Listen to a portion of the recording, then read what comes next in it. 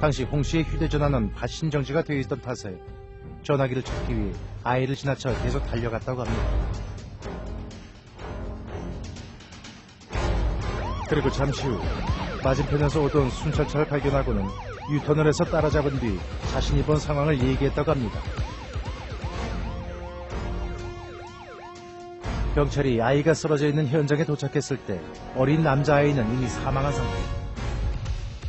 그러나 도로에서 차에 치여 사망했다고 보기에는 조금 이상한 점이 있었다고 합니다. 이 머리 자체가 차에 밟혀서 부피가 완전히 벗겨진 상태였거든요. 출혈은 별로 없었던 것 같아요. 거의 출혈은 별로 없었던 것 같고요. 게다가 아이의 바지는 발목까지 벗겨져 있었습니다. 단순한 뺑소니 사고라고 보기에는 무언가 석연치 않았다고 합니다. 출국하기 전에는 이게 교통사고인지 독살인지 그냥 뭐 집에서 뭐 죽은 애를 갖다 버린 것인지. 아이의 집은 발견 장소에서 1km 이상 떨어진 곳.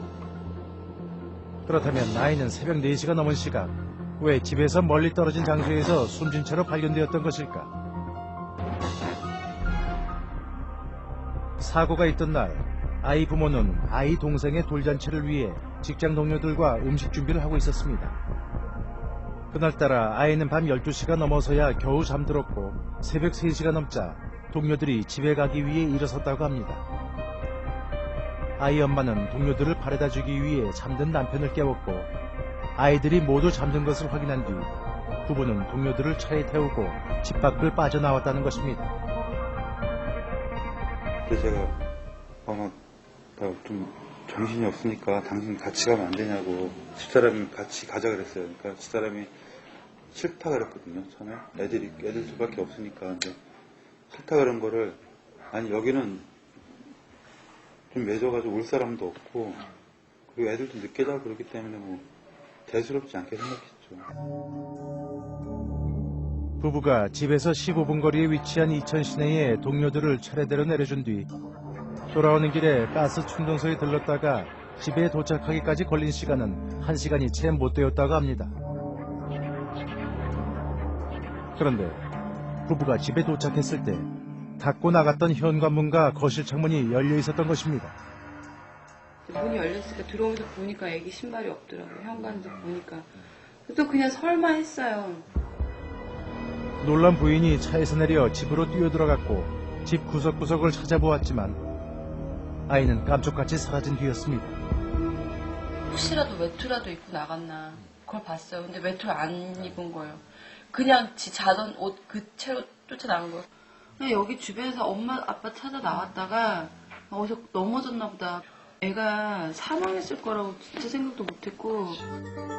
아이의 사망 원인을 알기 위해 부검이 실시되었고 그 결과 배 쪽에 강한 타격을 받고 즉사한 것으로 추정됐습니다. 이거는 차 범퍼가 직사다.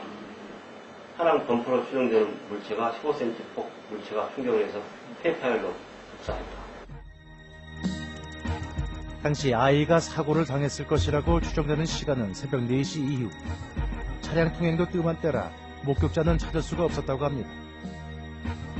당시 아이가 발견된 도로에는 차의 부속품으로 보이는 조각들이 떨어져 있었지만 경찰은 아이가 발견 현장에서 사고를 당했을 가능성은 희박하다는 결론을 내렸습니다.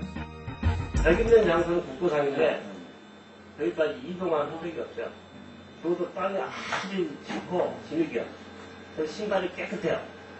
딴 데서 그래서 여기 오면 틀림없지. 당시 경찰이 추정한 바에 따르면 엄마 아빠를 찾다가 겁에 질린 나머지 갑자기 소변을 보던 아이를 누군가 차로 들이받았고 아이가 그 자리에서 사망하자 바지가 벗겨진 그대로 차에 싣고 가다가 큰 도로에 버리고 달아났다는 것입니다. 그리고 나서 또 다른 차가 이미 죽은 아이를 치고 지나갔기 때문에 상처에 비해 출혈이 적었다는 것입니다. 출혈이 거의 없다라는 건 얘기는 그 부분이 손상이 갔을 때는 벌써 심장이 멈춰 있었다는 상태의 얘기거든요. 수사의 초점은 아이를 친 후 차에 실어 현장에 버리고 간 사람이 누구인가에 대한 것으로 모아졌습니다. 그리고 당시 수사관이 지목한 범인은 놀랍게도 바로 아이의 아버지였습니다. 타인이 이제 그 집 부근에서 누가 싶다 하면 급하게 이렇게 버릴 이유가 있습니다. 이 도로까지 갔다가 계획된 살인 사건도 아니고 스스로 친 거예요. 딱 잘못 생각한 거야. 그날 과연 아이에게는 무슨 일이 있었던 것일까? 당시 사고로 숨진 아이는 45개월의 신재영군. 우리 나이로 따지면 5살이 조금 넘은 어린아이였습니다. 그런 아이를 차로 치고 뺑소니 친 것도 모자라 도로에 유기까지 했다. 그런데 그 사람이 아이의 친아버지였다. 물론 경찰의 추정이긴 합니다만 일반인이 보기에 특히 아이를 키우는 부모의 상식으로는 전혀 납득이 가지 않는 이야기입니다. 그런데 이 사건을 담당했던 형사는 교통사고 조사만 10년, 그리고 뺑소니 사건 전담만 5년을 해온 전문 수사관이라고 합니다. 그렇다면 그가 아이의 친아버지가 범인이라고 생각한 이유는 과연 무엇이었을까요? 우리는 당시 사건을 담당했던 수사관을 찾아갔습니다. 사건에 대해 묻자 담당 수사관은 그렇게 이상한 사건도 아니라는 반응을 보입니다. 얘들 일부러 뭐 그런 건 아니고 실수로 애들 쳤는데 우리가 이제 시골 시나 도농 복합 지역에서는 자기 집에서 이런 사고가 발생해요. 후진하다가 모르고 자기 자식 쳐죽이는 경우가 많아요. 그가 당시 추리했던 사고 정황은 다음과 같습니다. 열려있는 창문과 현관문을 보고 엄마가 놀라서 집으로 들어간 사이 아버지는 주차를 하기 위해 차를 후진했다는 것입니다. 그 순간 아이는 마당 구석에서 소변을 보고 있었고 후진하는 차를 발견하고 다가섰지만 이를 발견 못한 아버지가 그대로 아이를 쳤다는 것입니다. 놀란 아버지가 차에서 내려 아이를 살펴봤지만 아이는 의식이 없었고 당황한 아버지는 아이를 뒷자리에 실은 뒤 부인에게 알리러 들어갔다는 것입니다. 그러나 부인이 아이를 찾는다며 밖으로 나가버리자 순간 아버지는 자신의 실수를 숨기기 위해 부인 몰래 차를 몰고 나가 집에서 멀리 떨어진 대로변에 아이를 버리고 돌아왔다는 것입니다. 일반 상식으론 납득하기 힘든 상황. 그러나 수사하는 입장에선 얼마든지 가능한 시나리오라는 것입니다. 여기라고 그럴 수 있느냐? 범죄 수사하는 조사관이 아니죠. 그죠? 나 같으면 그러겠냐고. 내가 미쳤습니까? 근데 본 적은 없게요. 근데 우리 처음부터 보니까 그때부터 아버지 행동이 이상하니까. 수사관이 갖고 있던 막연한 의심을 범인이라는 확신으로 바꿔준 것은 사고 당일 아버지가 몰았던 차량의 뒷범퍼 높이였습니다.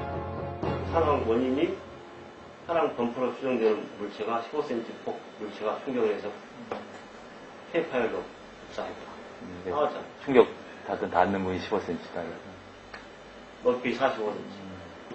빨리 가서 주변에 차 찾아봤어요. 우리도 처음에 또나타 큰가? 가서 재보니까 거짓말같이 맞아버려요. 당시 그가 잰 아버지 차의 뒷범퍼는 높이 45cm에 폭 15cm로 아이에게 충격을 주었다고 추정되는 물체와 정확히 일치했던 것입니다. 범퍼는 저는 비슷하지 않나요? 아니, 다 틀리더라고, 그러니까. 다른 차 다 재봤어요. 다 틀려, 이게, 높이 범퍼가. 또한 사건 당일 부인이 집안을 살피고 나온 시간은 경찰이 측정한 바에 따르면 약 30에서 40초. 그렇다면 그 시간 동안 아버지는 마당에 있었다는 얘기입니다. 그때 후진한 것 같아요, 제 생각에는. 그 시간에 충분히 자기 차에 태어나 버릴 시간이었거든요. 그래가지고 부인한테 얘기하려고 전혀 같아. 부인은 마당 밑에 있는 논밭으로 차를 나간 거야, 보면서. 그때 얘는 차 끄고 현장 가버린 거야, 여기 장소에. 차 범퍼와 함께 제시된 증거는 아이 옷에 묻어 있었던 풀. 당시 아버지가 입었던 옷과 차의 뒷좌석에서 아이 옷에 있던 풀과 똑같은 것이 발견되었는데 조사 결과 이 풀은 아이 집마당에 많았고 따라서 경찰은 아버지가 아이를 집마당에서 친 후 차로 옮기다가 뒷좌석에 풀이 묻었다는 결론을 내리게 된 것입니다. 그런데 한 가지 이해할 수 없는 것은 집마당에서 아이를 친 아버지가 굳이 도로에다 아이를 버린 이유가 무엇이었겠다는 점이었습니다. 잠깐 사이에 뺑뺑이 보상을 노린 거야. 그냥 평소에 가슴목으로 우리가 흑에서 때려보니까 보상을 5천만 원 받았어요. 보다 결정적인 단서는 사고 당일 아버지의 알리바이에 대한 의문. 당시 아버지는 경찰에게 아이가 없어진 걸 안 뒤 아이를 찾기 위해 차를 몰고 나갔는데 그때 아이가 발견된 현장 부근을 다녀왔다고 진술을 했던 것입니다. 아직 위기했다는 자백은 안 했지만은 거기를 부인 몰래 갔다 온 사실이 입증이 됐어요. 진짜 그랬었다면, 아이를 버렸었다면, 그런 코스를 얘기할 리가 없잖아요. 아이 발견된 그 근처인데. 처음에는 본인도 너무 급히 이루어진 범행이라 오랜 시간 알리바이 생각을 못 한 거예요. 바로 첫날부터 막 조사를 자세히 들어가 버리니까 아이 아버지의 의심스러운 알리바이를 더욱 확실하게 입증시켜준 것은 이웃 주민 최 씨.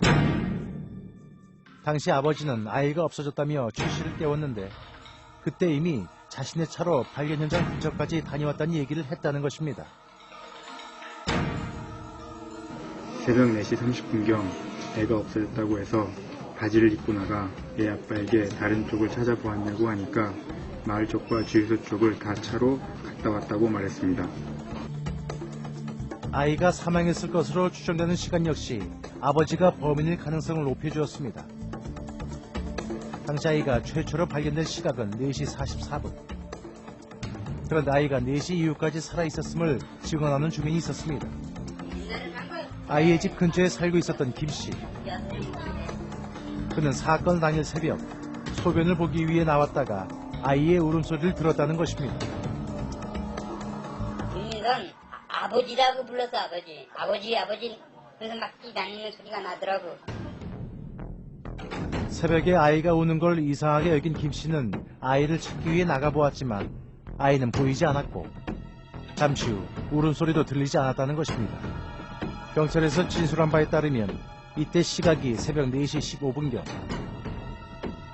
그렇다면 아이는 4시 15분부터 발견된 4시 44분 사이에 차에 치여서 도로에 버려진 것이 됩니다. 그리고 부부가 집에 도착한 시각은 4시 20분 전후. 만약 아버지가 아이를 차로 치고 도로에 유기했다면 시나리오상으로는 절묘하게 맞아떨어지는 시간이었던 것입니다. 경찰이 아버지에게 혐의를 둔 것은 크게 세 가지입니다. 차 뒷범퍼의 높이와 옷과 차에서 발견된 풀들, 그리고 사고 당일 아이가 발견된 현장 부근. 여기에 마치 한 편의 범죄 드라마처럼 절묘하게 맞아떨어지는 시간. 그런데 여기는 한 가지 짚고 넘어가야 할 점이 있습니다. 아이의 울음소리를 들었다는 김 씨가 진술한 시각입니다. 당시 김 씨는 출근할 때 늦지 않기 위해 시계를 15분 앞당겨 놓았다고 합니다. 따라서 그가 진술한 4시 15분은 실제로는 4시이지만 담당 수사관은 그 사실을 인정하지 않았다고 합니다. 왜일까요? 아이의 부모는 4시보다는 4시 15분이 아버지가 범인일 가능성을 더 높여주기 때문에 김 씨의 진술을 그냥 무시했다고 주장하고 있습니다. 그리고 그 사건을 꿰어 맞추기 위한 경찰의 억지는 그것만이 아니라고 얘기합니다. 우리가 아이의 부모를 찾아갔을 때 마당에는 아이를 죽게 만든 차라고 경찰이 주장했던 소나타 차량이 주차되어 있었습니다. 차를 잘 타고 다닌다고 그러니까 애를 죽였는데 그 차 잘 타고 다닌다고도 뭐라고 그러더라고요. 집안 곳곳에는 아직 아이의 흔적이 그대로 남아 있었습니다. 개구장이었던 재현이. 그런 재현이를 엄마보다 더 잘 챙겼다던 아버지 신희복 씨는 우리가 재현이 얘기를 꺼내자 이내 눈시울이 붉어집니다. 아이를 잃은 아버지가 아니라 아이를 죽인 범인으로 취급받아야 했던 자신의 처지가 너무나 기가 막혀서입니다. 그냥 진짜 100% 믿고 시작했어요. 그리고 이 사람이 저한테 혐의를 두는 거에 대해서도 아무 그 의심도 안 가고 이해를 했어요. 한두 달 하다가 끝나겠지라는 생각까지 했어요. 아닌 거 알겠지. 신기복 씨가 처음 경찰의 의심을 받게 된 건 사건 당일 그의 행적에 대한 부부의 진술이 엇갈렸기 때문이었습니다. 먼 거리에서 솔직히 애기 아빠랑 저랑 뭐 각본을 맞출 일이 있어요. 뭐가 있어요. 생각나는 대로 막 얘기를 하잖아요, 서로. 저는 저대로 얘기하고 이제 애기 아빠는 애기 아빠대로 얘기하는 건데 기억이 이제 서로 이제 안 맞는 부분이 있었어요. 근데 그게 이제 트집이 된 거예요. 신기복 씨가 경찰에 불려간 것은 아이의 죽음을 알고 난 지 몇 시간이 채 되지 않았을 때였다고 합니다. 따라서 아이의 죽음에 대한 충격으로 사건 당시의 행적을 묻는 수사관의 말에 제대로 대답을 할 수가 없었던 것입니다. 애 찾는다고 정신이 없어가지고 순서는 기억을 못해요. 간 데만 기억을 해요. 어디 갔는지는 이쪽 가고 이쪽 가고 애 찾는다고 정신없는 사람이 그 순서까지 다 기억을 하면 그게 더 의심스러운 거 아니냐고. 지금 이 아버지는 피해자의 가족일 수도 있는 거거든요. 피해자라면 이상하게 보일 행동이 피해자의 가족이라고 생각하면 충분히 자연스럽게 발생할 수 있는 행동임에도 불구하고 우선적으로 자백을 받아내는 방식만 훈련을 받는 경찰의 입장에서는 이 아버지가 횡설수설하는 게 만일 이 아버지가 피해자라면 아마도 의심을 야기할 수 있는 이런 요건이 아마 됐을 겁니다. 순서대로 생각은 나지 않지만 신기복 씨가 분명히 기억하는 건 자신이 아이를 찾기 위해 집 근처 논밭을 정신없이 헤매고 다녔고 그 와중에 자신의 옷에 풀이 묻었다는 것입니다. 그리고 차에서 발견된 풀은 늘 아이들을 차에 태우고 다녔기 때문에 그 와중에 떨어졌을 수 있다는 것입니다. 담요로 같이 싸서 애들을 이제 같이 태워요. 그럼 이제 추울까봐 이제 그거를 이불이 이렇게 바닥에 끌리거나 그럴 수도 있잖아요. 그럼 이제 껴서 이불을 이제 카시 의자에 이렇게 껴서 하다 보면 그래서 막 흙투성이고 뭐 풀도 묻고 그럴 수 있는 거거든요. 그러면 제가 그 범행을 했으면은 차에 뭐가 단서될 만한 게 없나 싶으면은 제가 했으면은 다 치우고 보지. 그 시간이 분명히 넉넉히 있는 상황인데 풀이 거기 있는 걸 이렇게 놔두겠어요. 실제로 당시 경찰이 증거로 제시했던 풀은 농촌 지역 어디에서나 볼 수 있는 풀로 스치기만 해도 옷에 묻어나는 것이었습니다. 그냥 묻어나네요. 자신이 후진하다가 아이를 쳤다는 경찰의 주장 역시 이해할 수 없다고 했습니다. 그러면 저기까지 차를 그날 자신이 마당에서 시간을 지체한 것은 후진을 했기 때문이 아니라 고장난 문 때문이었다는 것입니다. 여기서 애기 아빠 이제 그때 당시 말씀드렸는데 차 문이 고장이 나서 안에도 안 열려. 예. 열고 밖에서 이렇게 열고 그다음에 즉 창문을 열고 밖으로 손을 빼서 문을 연 다음 다시 창문을 올리고 시동을 끄고 들어왔기 때문에 시간이 걸릴 수밖에 없었다고 합니다. 또한 만약 경찰의 주장대로 아이가 마당 구석에서 소변을 보고 있었다면 부부가 들어올 때 보지 못했을 이유가 없다는 것입니다.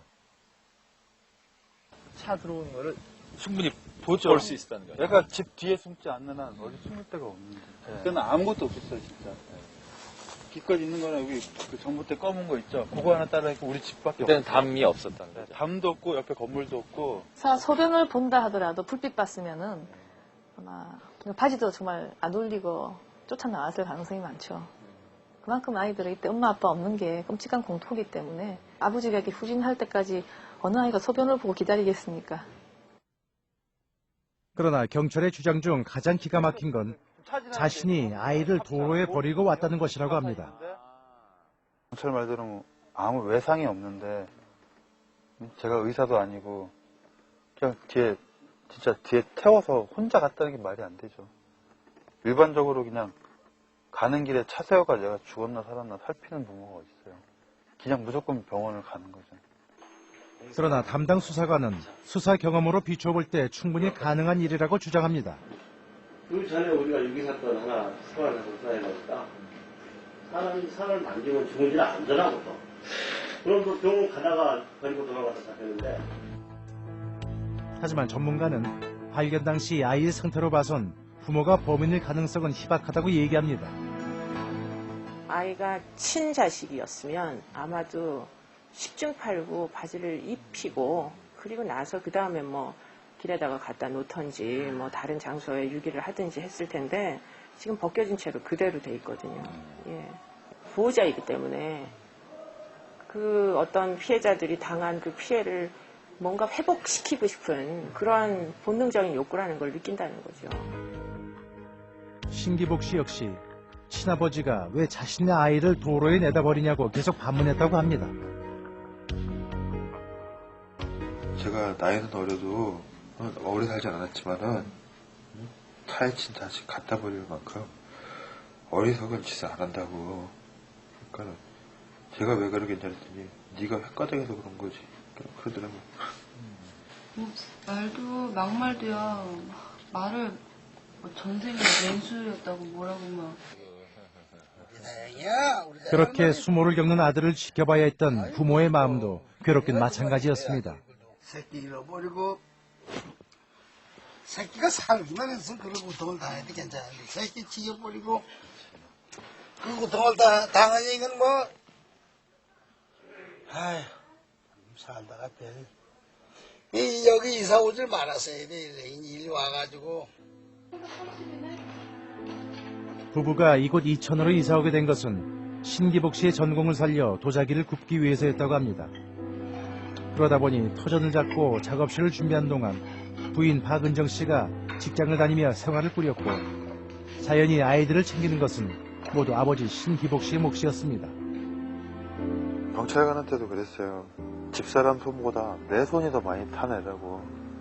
장모님이 신사방에 다 키운다 그러셨거든요.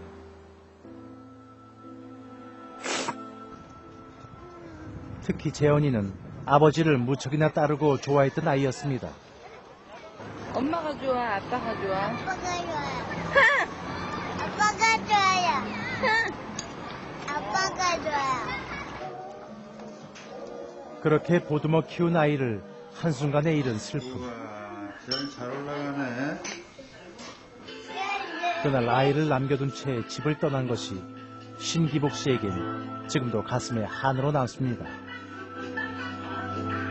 겁이 많아가지고요. 내가 겁이 많았는데 얼마나 무서웠겠어요.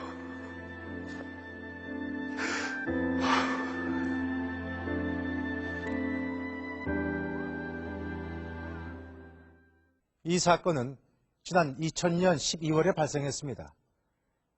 올해로 꼭 4년이 지났지만 이 사건에 대한 의문은 여전히 풀리지 않고 있습니다.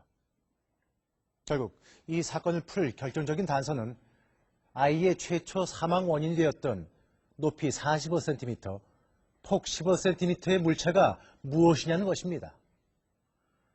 당시 아이의 키는 이 마네킹과 비슷한 102cm 정도였기 때문에 아이의 배 부분의 높이가 45cm 정도였고 손상 부위가 폭 15cm 범위였다는 데서 이 수치가 나온 것입니다.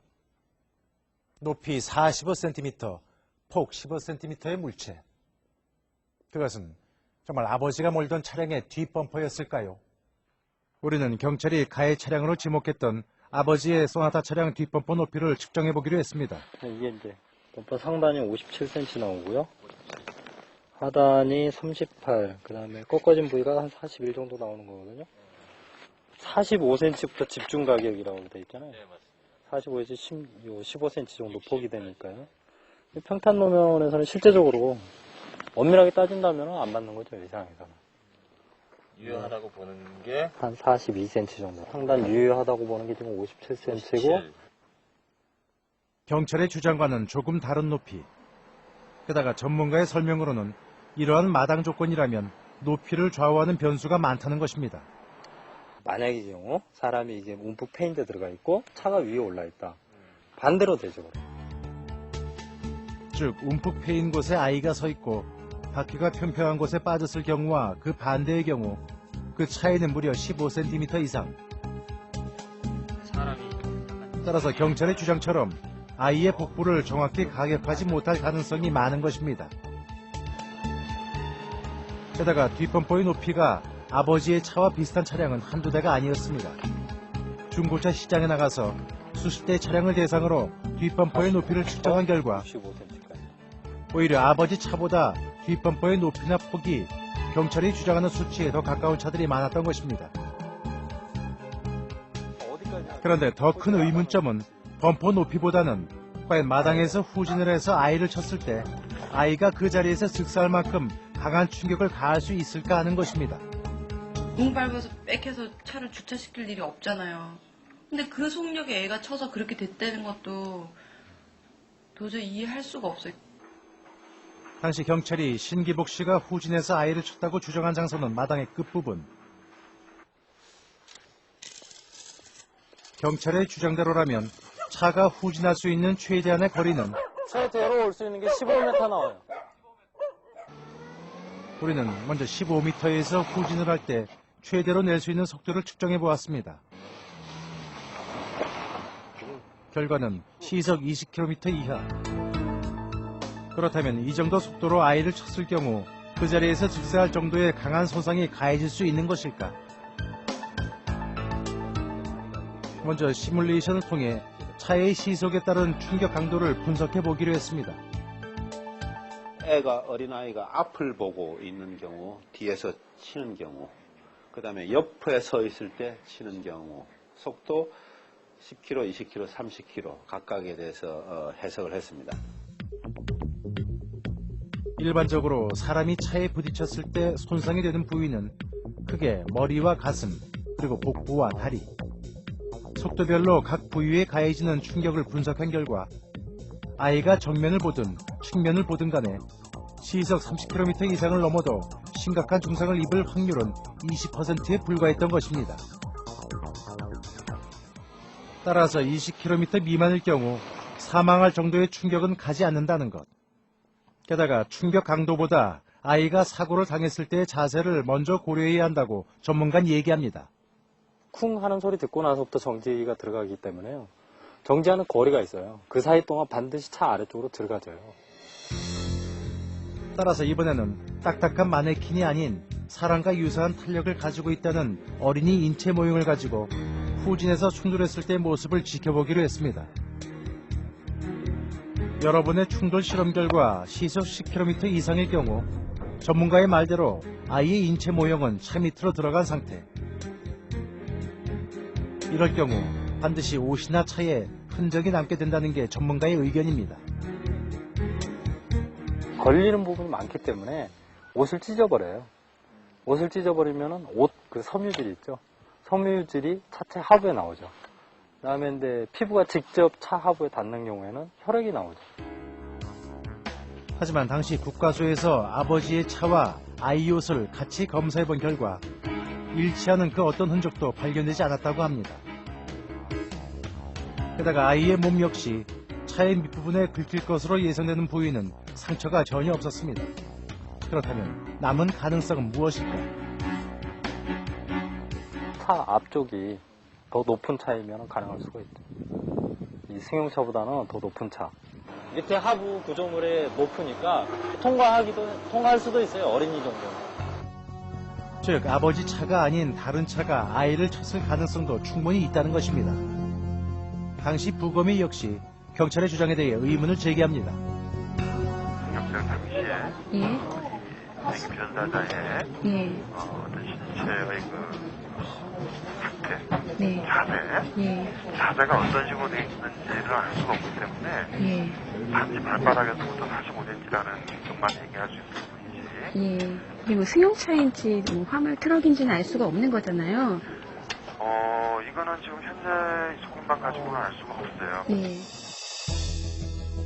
그러나 경찰은 처음부터 아버지를 범인으로 추정한 채 아이가 다른 곳에서 다른 차에 의해 사고를 당했을 가능성에 대한 수사를 제대로 하지 않았던 것입니다. 다른 쪽에서 치워서 버려졌다.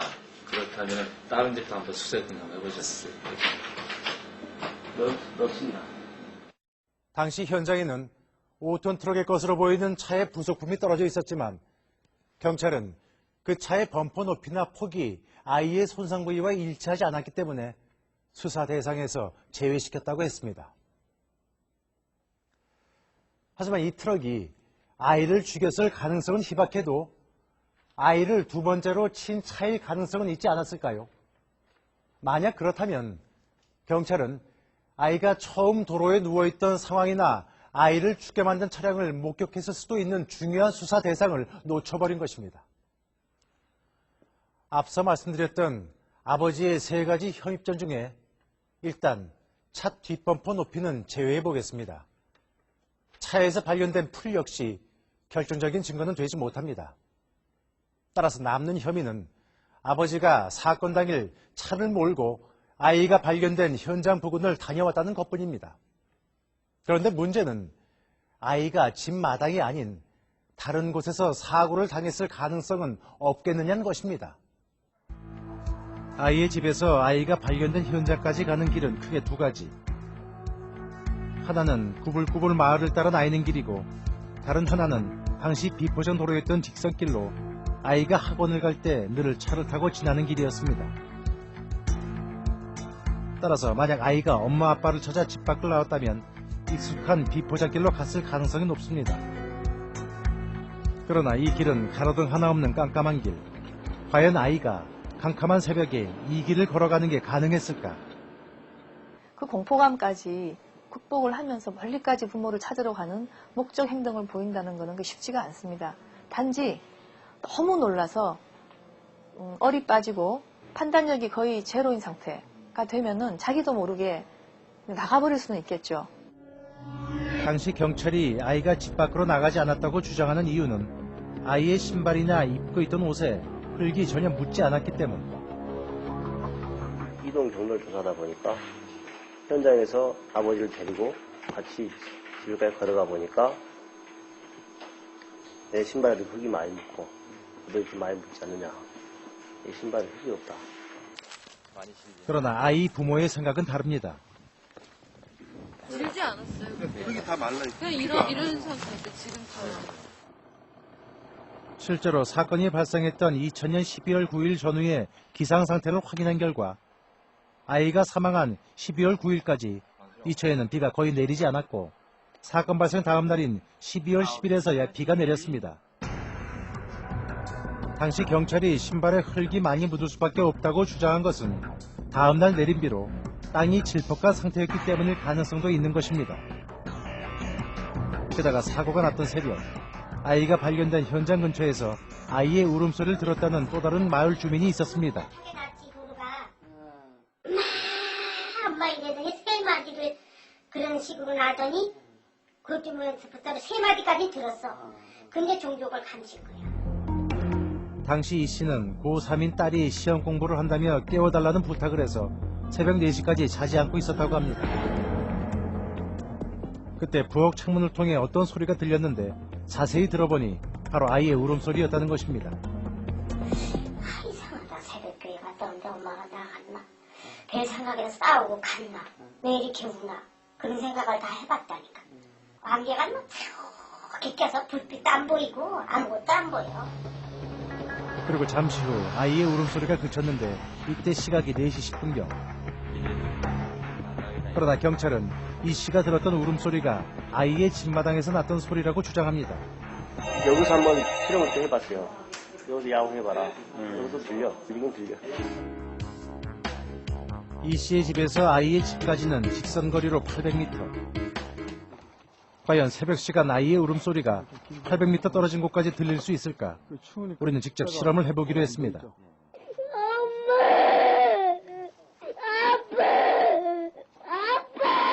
다섯 살 아이가 울며 엄마 아빠를 부르는 소리를 녹음해 연속적으로 재생시킨 뒤 거리에 따른 소리의 크기를 측정해 보았습니다.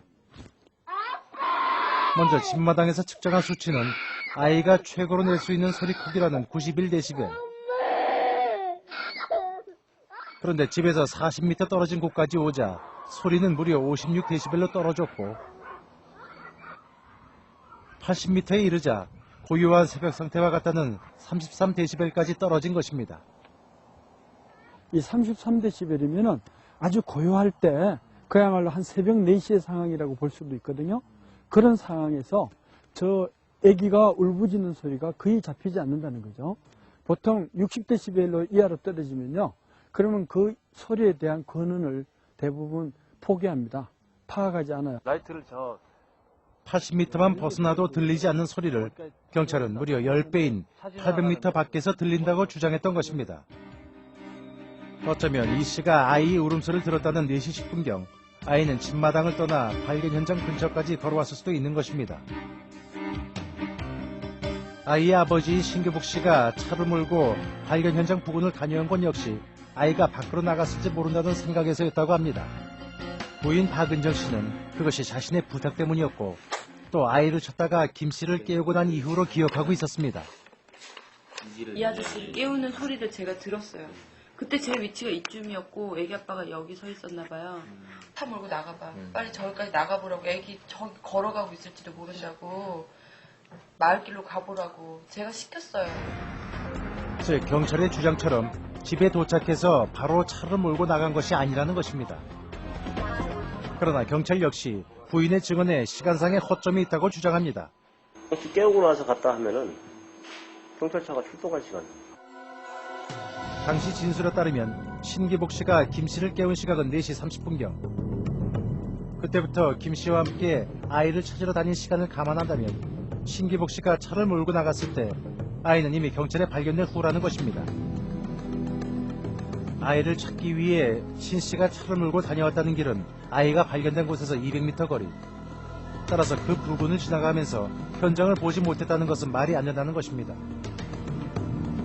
그 당시에는 안개가 꼈기 때문에 보이진 않죠.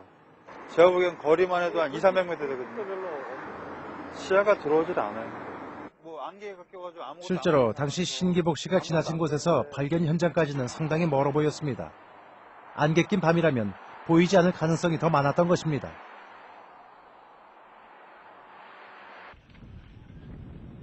그러나 이런 부부의 반론에도 불구하고 경찰의 수사는 3년 가까이 계속되었고 저쪽 방으로 들어간 거야? 그 사이 마을에는 신기복 씨에 대한 안 좋은 소문이 돌기 시작했습니다.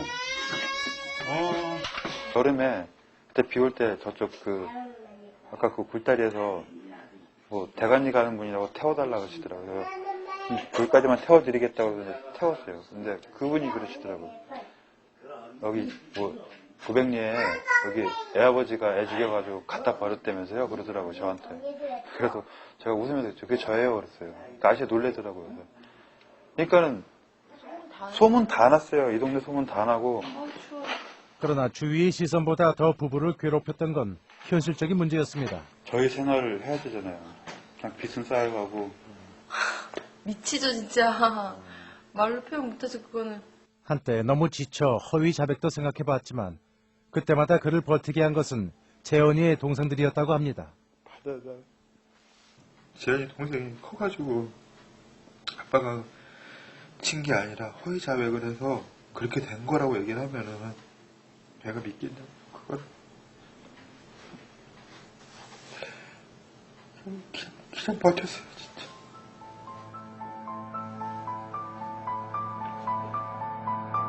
결국 3년에 걸친 수사 끝에 작년 9월 신 씨는 혐의가 없다는 판결을 받고 불기소 처분을 받았습니다. 그러나 담당 수사관은 여전히 아버지가 범인임을 확신하고 있습니다. 나름대로 최선을 다했습니다. 결정적인 증거를 꼭 혈흔까지 봐야 되느냐. 시간, 장소, 물체, 유기 상황이 다 나오는데 범인은 아버지예요. 근데 증거가 없으니까 내 가설을 입증하는 단서들만 주요하게 갖다 붙이는 거죠. 문제는 이런 본인의 어떤 수사의 방향이나 가설이 혹시 잘못된 것일 수도 있다라는 그런 가정 부분이 좀 취약했던 것 같아요. 이제 서서히 예전의 생활을 되찾아가고 있는 부부. 하지만 4년간 부부가 받은 상처는 그 어디에서도 보상받을 길이 없습니다. 그동안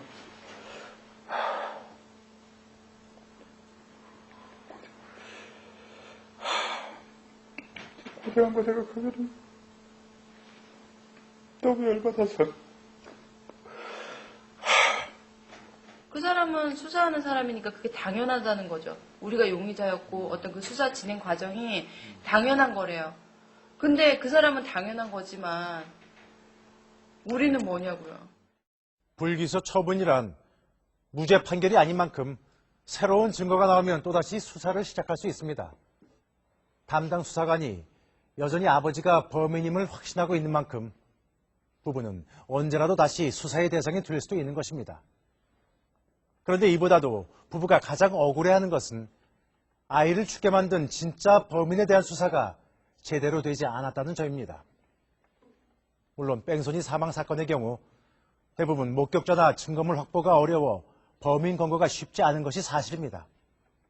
그러나 목격자가 없고 증거가 미약하더라도 수사 방식에 따라서 얼마든지 범인을 잡을 수 있다는 것을 보여주는 예가 있습니다.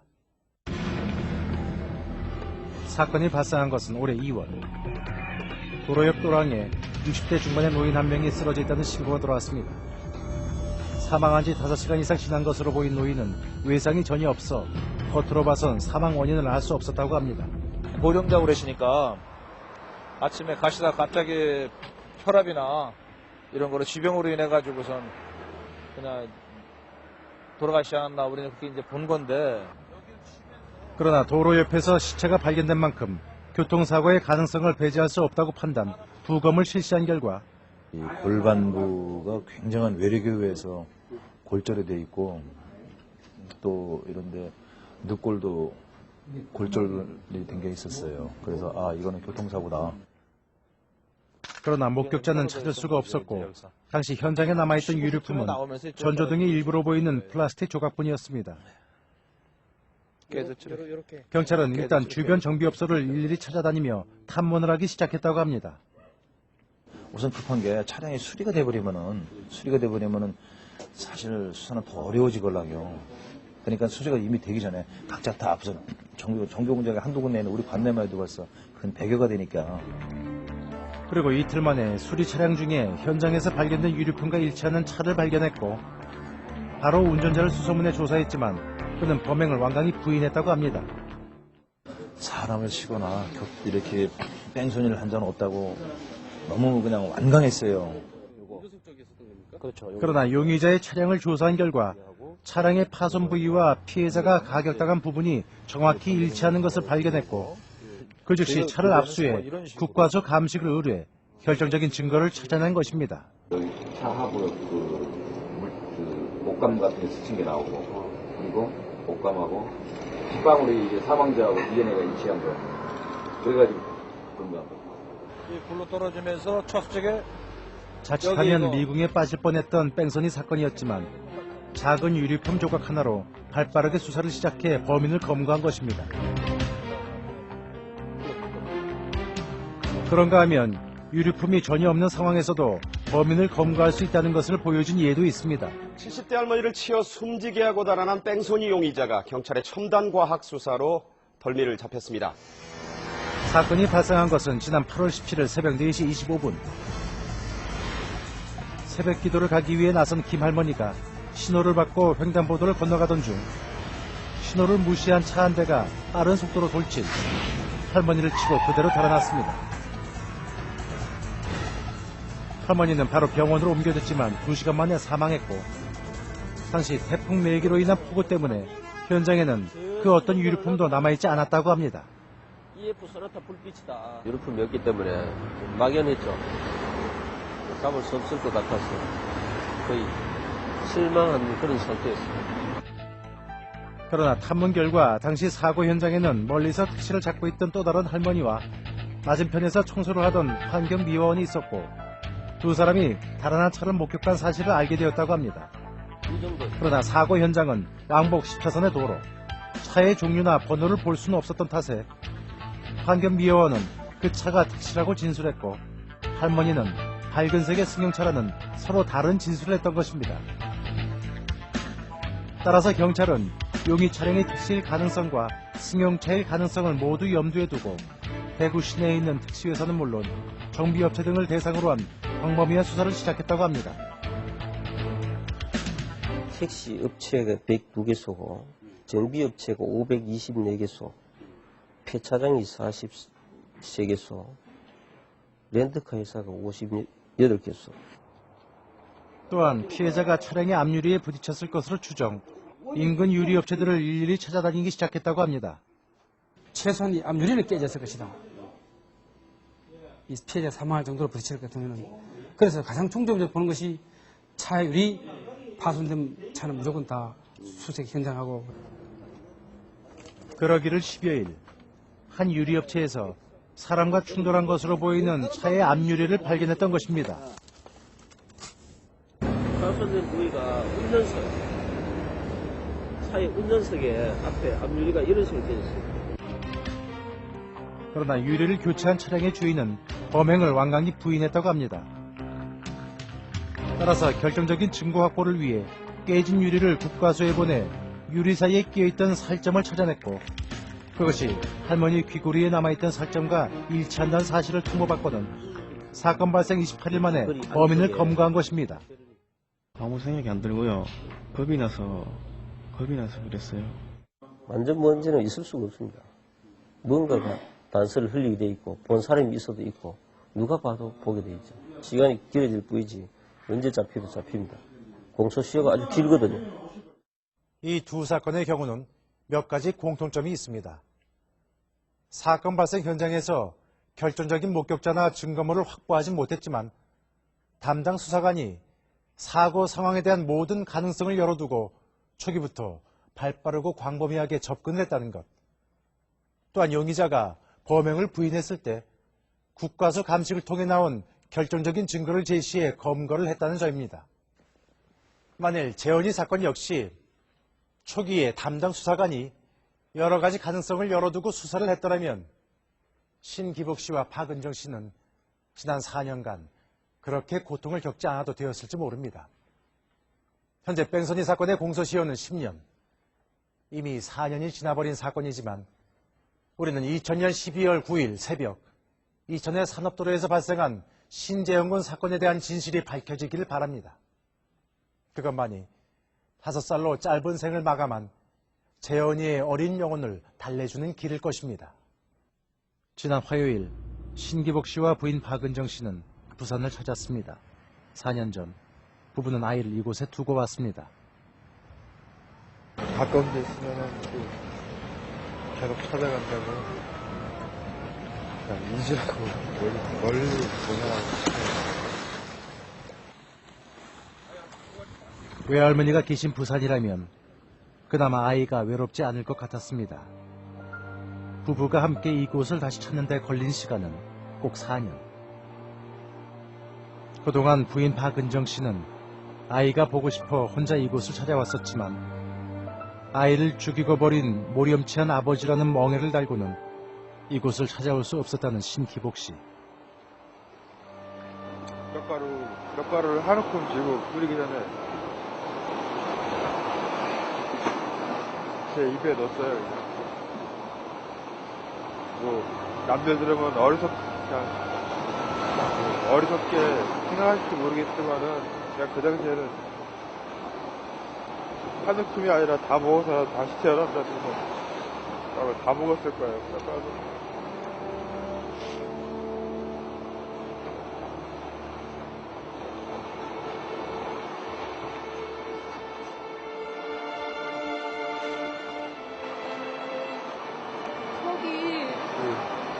되게 깊은데 혼자 있을 것 같아요. 너무 마음이 아파요.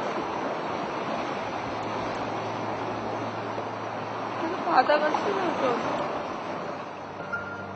경찰에 세상의 눈에 시달리느라 그동안 마음 편히 울어보지도 못했다는 부부.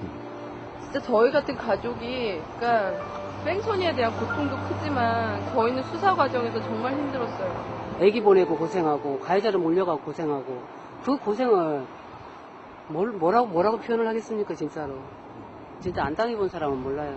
정말. 4년 만에 이제 부부는 홀가분한 마음으로 아이 앞에 다시 섰습니다. 그리고 이제야 비로소 아이를 보내줄 마음의 준비를 시작해봅니다. 자수한다고 그러고 싶어. 그냥 왜 그랬는지 묻고 싶었어요. 왜 그냥 버려두고 갔는지 묻고 싶었어요. 정말 진실이 뭔지, 그날 있었던 일, 재현이가 겪었던 일이 뭔지 그걸 최대한 자세히 알고 싶어요. 그날 있었던 일 그대로. 부디 그날의 진실이 밝혀지기를 아버지는 간절히 바라봅니다. 태연아! 보고 싶다. 보고 싶다. 아이가 사망할 당시 돌이었던 동생 미나는 벌써 이렇게 커버렸습니다. 그리고 그 사이 또 다른 동생도 태어났습니다. 부부는 부디 이 아이들에게만은 오빠의 죽음에 대한 진실을 얘기해 줄 수 있기를 바랍니다. 오빠, 그 여기도 오빠. 우리 오빠예요. 옛날에 재현이 오빠 했어요. 신재현 오빠. 오빠 어디 갔어? 하늘나라에서 죽었어요.